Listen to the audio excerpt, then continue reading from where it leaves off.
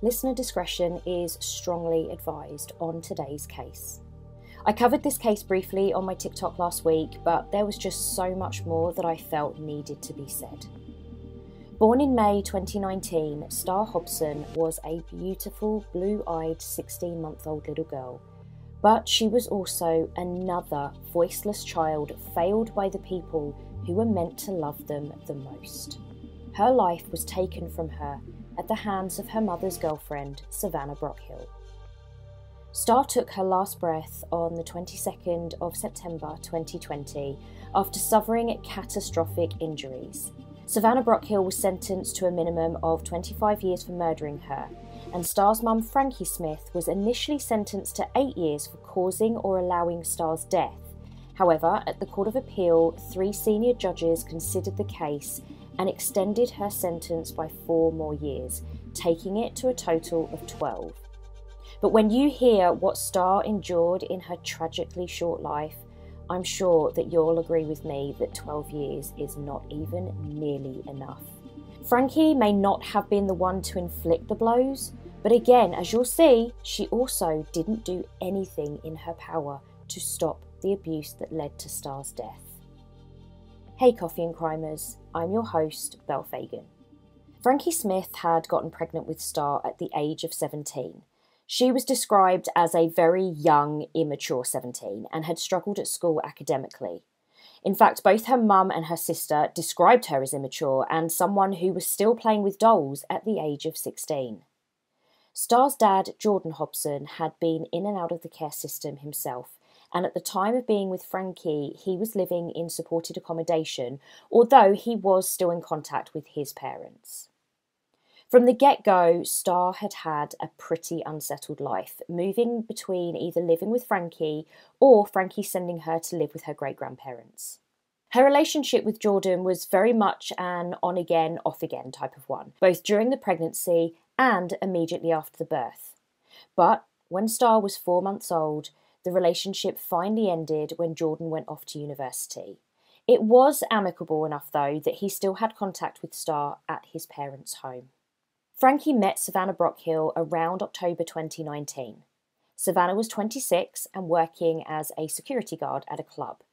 But since Star's death, it has actually come to light that Savannah actually had a history of domestic abuse with her previous partner and even had a restraining order against her in 2015. Family and friends consistently reported the change in Star after Frankie began her relationship with Savannah. There was also reports that Frankie herself was seen with bruises, possibly caused by Savannah, and that Savannah seemed to be controlling her, which also included restricting Star's contact with other family members. In January 2020, a close friend was worried about Frankie being controlled by Savannah, but even more so of Savannah's physical punishments of Star.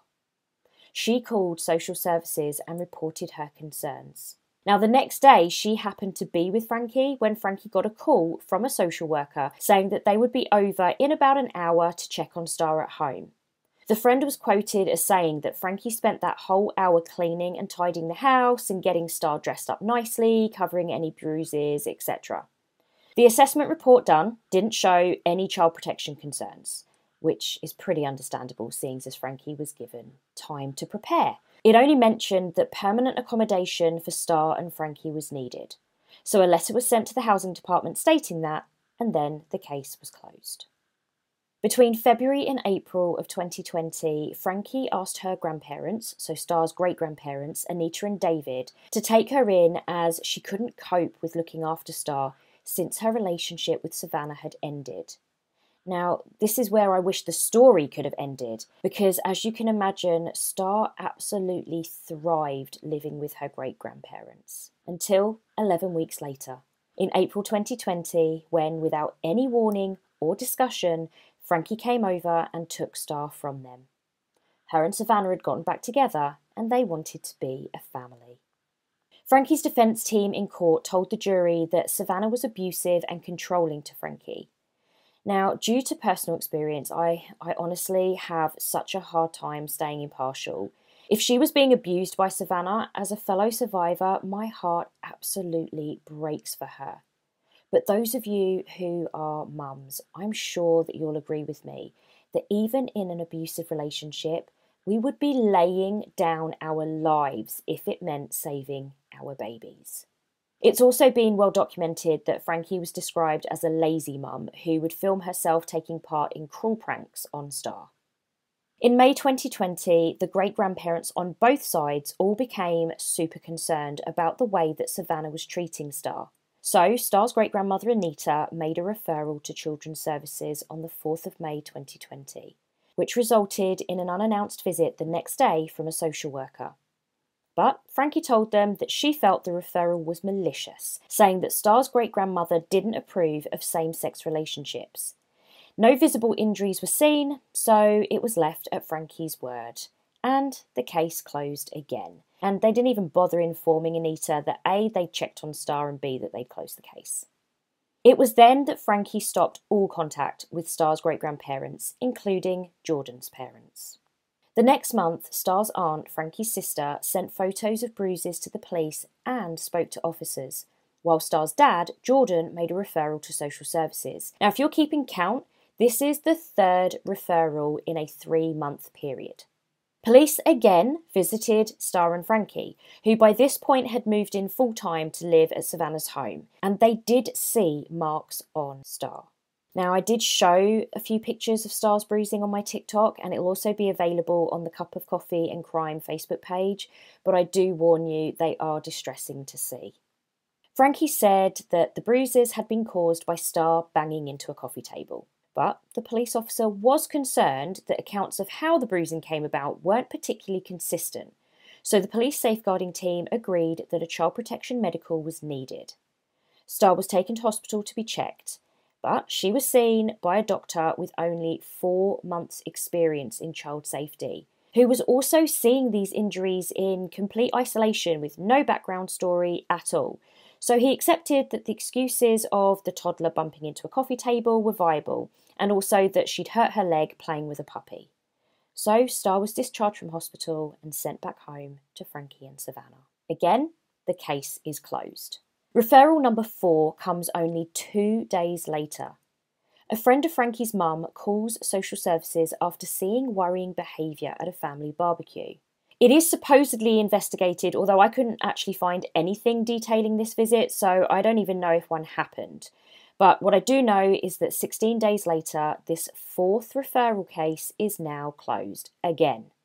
I'm assuming that your jaws are all dropping like mine. It's just shockingly unbelievable. In late August, early September, Star was being looked after by a family friend, and another friend of the family also happened to be there. They noticed bruises on Star's face, which looked to them to be like finger marks. So that friend took a video and sent it to Star's uncle. He then shared the video with Frankie's granddad, Star's great-granddad, and Star's dad, Jordan. Jordan immediately called police, but this time, when police tried to visit the home, they were told that Star was away with Frankie and Savannah up in Scotland. Now, around that exact time, Frankie also called the GP to say that Star had cut her lip when falling off some cobbled steps, and it was swollen, oozing red and green stuff, and split open. The GP surgery was about to close for the day, so they told Frankie that she needed to call NHS 111, but they did enter a note on Star's file. After police not managing to see Star, Star's great-grandfather contacted social services, not wanting to let what he'd seen on that video drop. So 2 days after Frankie made that call, a social worker visited Star, Frankie and Savannah. The social worker didn't have a copy of the video showing the bruising to Star that had prompted the call, nor did they have the photo of the bruising that had been sent to the police. So, looking around, the social worker noted that the house was clean, warm and tidy, and there was, quote, good attachment, end quote, between Frankie and Star. Frankie, again, quote, happily stripped Star, end quote, and yes, bruises and a cut lip were seen, but they were perceived to be consistent with normal bruising in toddlers, as well as being backed up by Frankie's call to the GP and the whole story about falling off some cobbled steps. The referral was once again put on the system as malicious and closed. Once the social worker left, Frankie rang the GP straight away because she had noticed blisters on Star's tongue, something that she'd forgotten to mention in the original call to the GP. The GP offered to see Star immediately, but Frankie said that this wasn't possible as they were in the car on their way to a different town. So the doctor told her that they needed to get an emergency appointment at their next location, so advised Frankie to ring NHS 111 to arrange this. As you can imagine, she didn't. At the trial, a report read, quote, "From early September 2020, it is clear that Frankie Smith and Savannah Brockhill acted to prevent professionals and family members from coming into contact with Star. A GP called Frankie on the 7th of September and she said that Star was now back to normal. After this, no professional saw Star or had contact with Frankie Smith before Star's murder on the 22nd of September 2020. End quote. In fact, a visit from social services was due the day that Star died, but Frankie had texted to reschedule. The social worker replied saying, "Thanks for letting me know, we'll do Friday instead at 10:30 a.m. Every photo taken during this period, which was discovered by police during their investigation, showed a sad child with multiple bruises on her legs, her arms and her face. The contrast between these photos and the photos of the happy little girl taken by her extended family when she'd lived with them earlier that year is just devastating. Again, on the Facebook page, you'll see a Facebook post that Star's great-granddad posted where on one side it was a picture of Star when she was living with them, and on the other side a picture of her once she's back with Frankie and Savannah. And he even captures it saying, you know, "What a difference in 5 weeks. What is going on, Frankie?" Honestly, it's heartbreaking. CCTV footage at a recycling plant where Savannah worked showed Star alone with Savannah on September the 13th. The footage captured Star being physically assaulted by Savannah with 21 separate blows to the head and body recorded over a period of a few hours. Some of the assaults came while Star was strapped in her car seat and unable to move. Another clip showed Savannah hitting Star so hard that she actually fell out of the car. She was also seen grabbing Star by the throat. Now, I saw clips of the footage and honestly, I just couldn't bear the thought of how scared Star must have been. Mobile phone footage recorded by Frankie shows Star being made to stand and stare at a wall. Frankie films her while she screams and cries. And I just feel like I need to remind us all that this is a 16-month-old baby. That's just not okay. Police released the audio of the 999 call that Savannah made. Again, the audio will be available on our Facebook page. In the distressing 11-minute long call, Savannah lies to the operator that she was making coffee in the kitchen when she heard a bang. Then she goes on to try and pin the blame of Star's death on another toddler. Savannah says that she came out of the kitchen and the little boy was stood there while Star was on the floor and she was crying and she was being sick. Then she says, well, now she's gone a little bit floppy, to be honest with you. She then tells the operator that she didn't know if Star's injuries happened after falling off the couch or if they had come from playing with the other child, as when she'd walked in, the little boy was saying Star's name. She explained on the call that she'd sat Star up and started to rub her back, because she was breathing but struggling. Then she started to be sick, so she laid Star back on the floor. Her complexion was a waxy grey when paramedics arrived to her almost lifeless body at 4:04 p.m. She was pronounced dead at 5 p.m. Star's final cause of death was abdominal hemorrhage caused by blunt force trauma. A post-mortem found evidence of a recent skull fracture, which they estimate happened about 10 days before her death. There was also a refracture of her right tibia, which happened approximately 3 to 7 days before, along with multiple injuries to the scalp, forehead, cheek and back. All evidence that Star had been physically assaulted on numerous occasions in the weeks and months leading up to her death. She also suffered a laceration to her liver, damage to her bowel and bruising to her lung and pancreas. Her injuries were so catastrophic that there was no chance doctors could have saved her. She'd lost 50% of her blood having been kicked or punched, and with her injuries being likened to ones that people would get from a car crash. Obviously, I've spent hours reading various reports and information on this case. One report I read was conducted by Willis Palmer, a multidisciplinary organisation who provides assessments for the courts. They broke down a summary of how Starr was let down over the 5 referrals to police and social services. Yes, 5 referrals.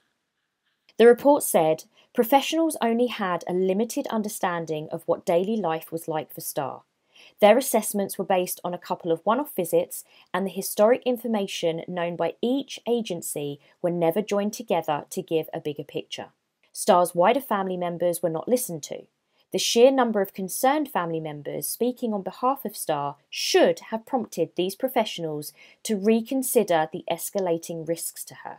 Domestic abuse between Savannah and Frankie had been referred to Children's Social Care in January 2020 and again in May 2020, but this wasn't assessed in any agency assessments. They also said in the report that the assessments done by Children's Social Care was not fit for purpose and didn't identify the risks to Starr or put in place a plan for reducing those risks. Jurors were then told that the search history on Frankie's phone revealed that she had searched for how to bring a baby out of shock and shock in babies at 3:34 p.m. on the day of Starr's death, which would have been right around the time that Savannah would eventually call 999. In court, Savannah herself described herself as a number 1 psycho who claimed to have, quote, dropped men and women with her punches. She'd been a one-time mixed martial arts fighter, a security guard and a dog handler. She had previously threatened to put rivals in a wheelchair by breaking their kneecaps. At one point, it almost came across like she was bragging to the jury when she was telling them about her punching power.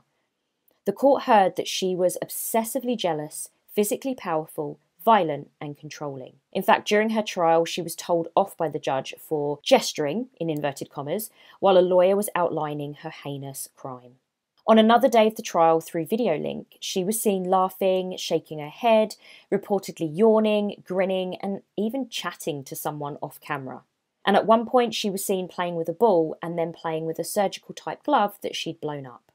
As Frankie's sentence was read out, she sobbed to hear that she'd been cleared of murder, but found guilty of allowing Starr's death. Savannah simply smiled when she heard that she'd been found guilty of murder and sentenced to a minimum of 25 years.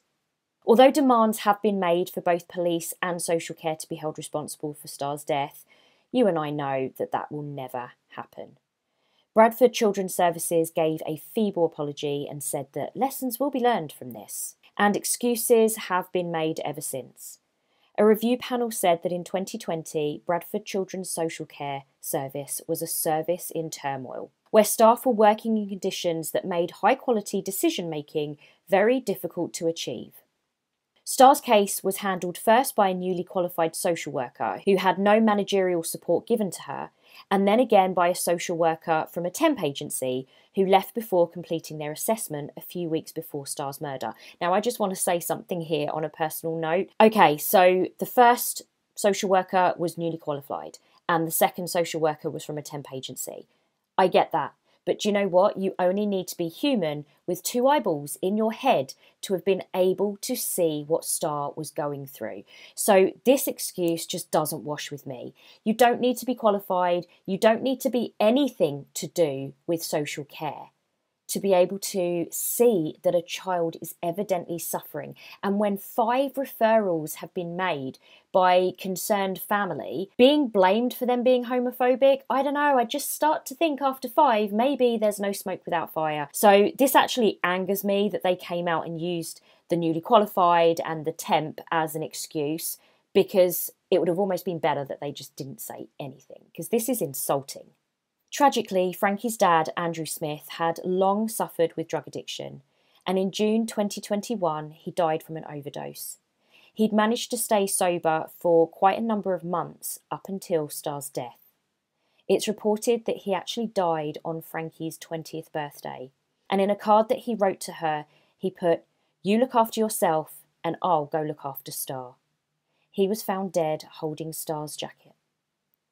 Thanks for listening. To see today's case photos, click on the link in the case description to join the Cup of Coffee and Crime Facebook discussion group. And if you're enjoying being here, please leave a review on whatever platform you get your podcasts. Until next week, stay safe.